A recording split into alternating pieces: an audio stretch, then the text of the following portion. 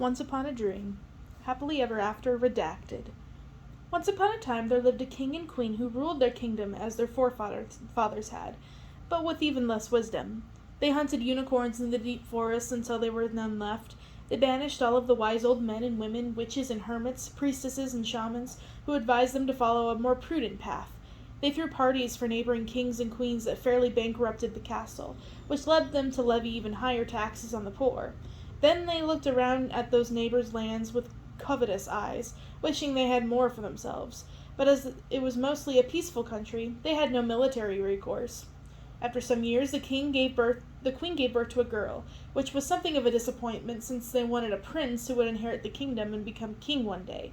At least she was beautiful and sweet-tempered, with a halo of golden hair that made her look like a cherub. Everyone who saw the baby princess fell in love with her. For the baby Aurora's naming ceremony, the king and queen invited everyone they knew, as well as 3 evil fairies who lived in the darker parts of the land.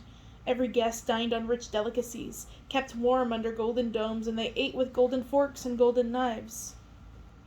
Every banqueter was allowed to keep their golden dinnerware as well, as the jeweled goblets had held ancient, priceless wine. And all the guests have gifts to the beautiful little baby: snow-white ponies, pillows of velvet and silk, toys carved by the cleverest dwarves. And then it was the 3 evil fairies' turn. "Here she is, as promised," said the king. "Now it's time for your gifts," said the queen. The first fairy laughed wickedly. How about beauty? She may as well be pleasant to look upon while she slaves for us eternally." The second fairy said, "I'll give her the gift of song and dance. Perhaps she can entertain us." The third fairy said, "I give her parents the power they wish and supernatural help they need to attain their heart's desire, and on her 16th birthday, we will claim the princess as ours." The 3 wicked fairies laughed and then tittered in unsettling peals. "No!" Hidden among the guests was one of the last remaining good fairies in the kingdom, who had kept a low profile since the banishments began. "My lord and lady," Maleficent said, coming forward. She was an impressive figure, young and comely. "You cannot do this. You cannot sell your child to the likes of these." "I thought we have done with the last of you," the king growled. "Do not meddle in the affairs of kings, hag. It is not your place." Maleficent looked sadly down at the helpless little baby, who was still smiling despite what was going on around her. "Poor child," she murmured. "My powers are not strong enough to prevent this wicked transaction, not the way matters stand now, but I swear on my life I will be back and set everything to rights. On your 16th birthday, goodness and nobility will be restored to this wretched kingdom." And she vanished in a poof of green smoke.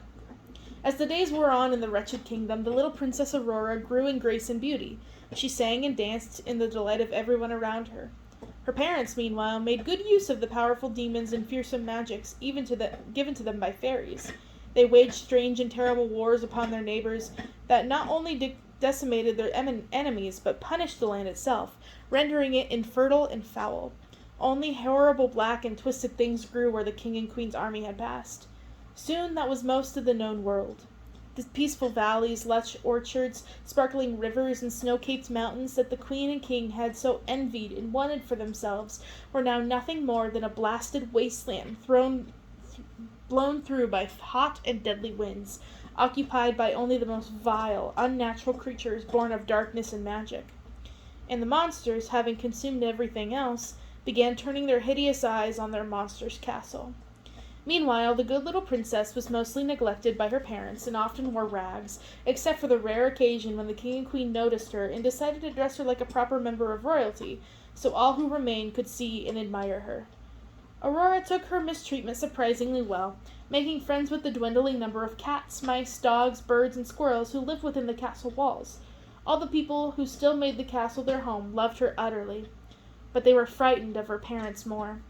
At 16 years of age, Aurora, now a beautiful young woman, knew full well that her birthday celebrations were less important than the apocalyptic events that were now occurring in the world around her. She forgave her parents in advance for most likely forgetting that special day, as they had for the last 15. Still, she dressed in her finest gown and prepared to greet everyone with the grace and good humor for which she was known. Someone would remember and wish her congratulations, perhaps whispered to her parents she wouldn't hear. As the clock struck noon in the middle of her birthday, the 3 evil fairies appeared.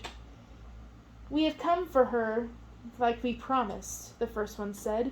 We can no longer control the magics you gave us, the king protested. Perhaps you shouldn't make deals with the devil, the second fairy said. You must save us, the queen cried. No, the third fairy said. Now hand her over. Confused, Aurora looked from her parents to the fairies. What is meant by all this? She asked, hoping against hope she didn't understand. You must go, the queen said wearily, gesturing to the fairies. No. As had happened 16 years previously, there was a puff of green smoke. Maleficent appeared. She did not look like she had before. Now she leaned hard on a staff, and her beautiful face was drawn and hollow. Black robes wrapped around her like she was an ancient pilgrim at the end of a very long journey. It has taken me the full 16 years to prepare, but now I shall do my best to prevent further evil in this kingdom, she said, her voice still strong. She raised her staff, and green light glowed from the crystalline orb at its top. You have no power, the first fairy began. Begone, Maleficent cried. She threw both her hands into the air, and green fire shot from her body. The three fairies shrieked and dissolved backwards. The essence of their being returned to whatever evil place had spawned them. Oh, foolish king and queen, Maleficent said. What evil you have done cannot be entirely undone. The land will shriek forever from the pain you have caused it. Perhaps, however, I can save what little is left. She raised her arms again and chanted. Green fog flowed from her fingertips and through the delicately paned windows of the castle. It ebbed through the black and twisted trees that now grew on the dried-up moat. Vines and thorns began to sprout from the ground. These grew rapidly and reached over the castle walls, crisscrossing quickly like the warp and left a spinster's loom.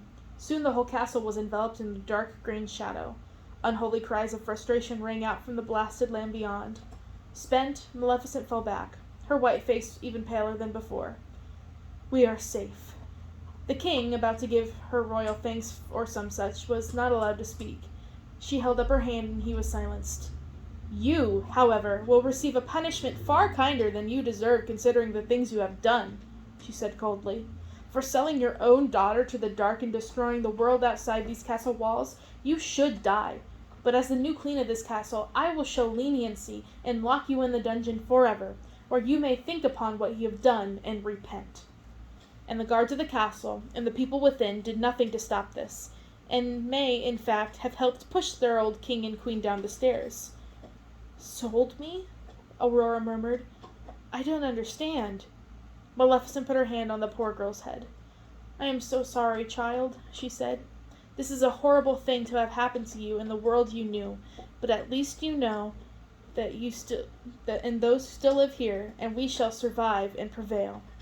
And so Queen Maleficent, Aurora, and the survivors in the castle lived happily ever after, while the world lay dead and deadly around them.